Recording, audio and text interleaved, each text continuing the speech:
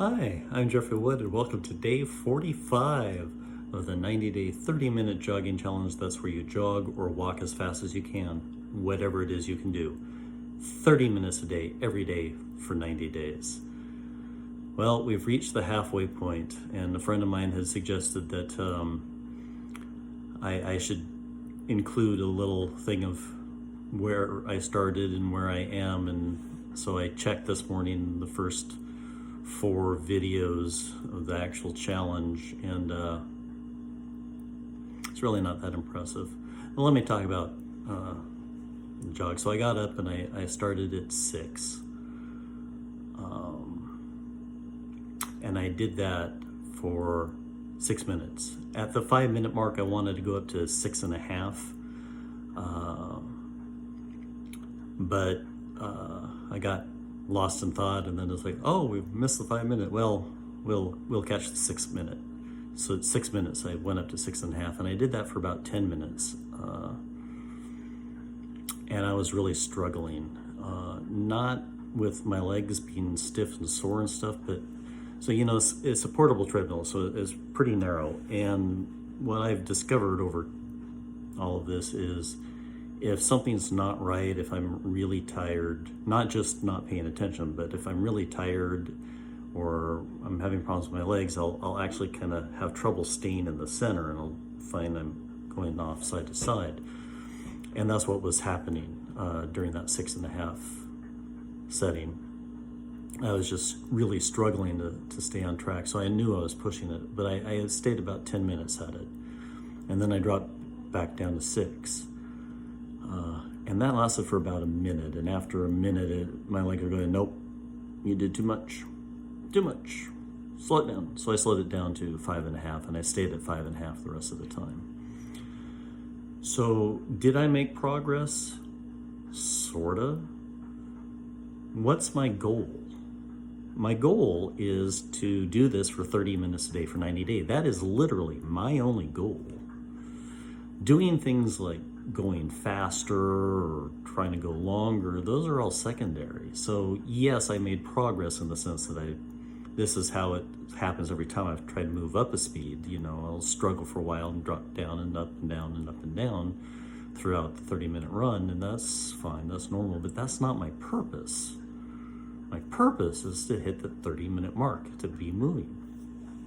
Now, when I started at 5, and honestly, I think the 5 is the equivalent of what was 3 at the gym. I could be wrong. I mean, it was well over a year ago when I last did the challenge. It was in 2019. I think early 2020. I think I finished in January of 2020. So it's been a long time, so I might be remembering wrong as far as what my body remembers, but it seems like the 5 is equivalent to 3, which is where I was struggling. I get up, or 3.5, 4, sorry. Slowly things are coming back. 3.5 was like a fast walk for me, and anything above that was faster, if I remember right. But I started at 5, and the main differences I noticed in those videos and these last few videos are I'm not having pain in my knees, not as frequent. And part of that could be because I've been doing this for 45 days, 30 minutes a day. Part of it could be because I've greatly changed the way I eat, and so I'm eating healthier and trying to be better and eating less and things like that. So it could be a accumulation of effects more than any one specific thing. But all those little components are super important. Once I reach to where I'm hitting 6.5 consistently, there's no place else for me to go except longer, which I have things to do in the morning. So I don't know that I will, but we'll see. I might.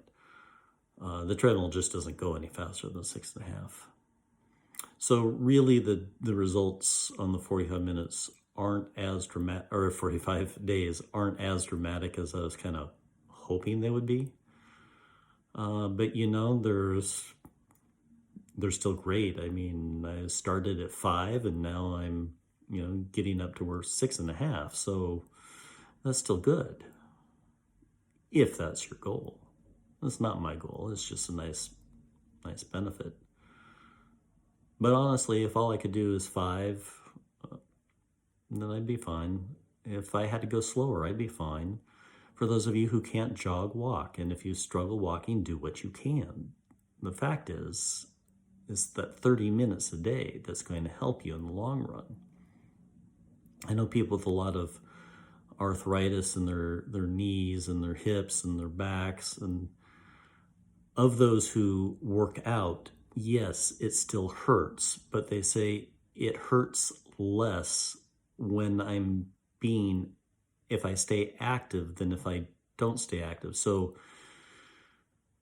it doesn't take the pain away, but it seems to help them have it be less. And I assume, I didn't ask this, but I assume that when they started, it hurt more until the body got used to it and got to where it was going. And it's like me for the jogging, my body struggles, and I still have days where it's more of a strain than others. But when I first started, it was a huge strain on my legs because they just didn't want to be moving like that. Now that they're moving like that, they're okay moving like that. So it's, that Newton's law, I think it's Newton's, one of his laws is something in motion tends to stay in motion. And our bodies are kind of the same way. If your body is used to moving, it wants to be moving. When I worked at a certain retail store, I stocked shelves overnight, and I was constantly moving. And when I left that job, it was hard to sit still for any length of time because my body was moving, and it says, no, we should be moving. And so it's good to be up and moving. Anyway, I do have a lot on my plate this morning, and I've already talked longer than I wanted to. So you guys have a great day, and I'll see you tomorrow for the second half of the challenge.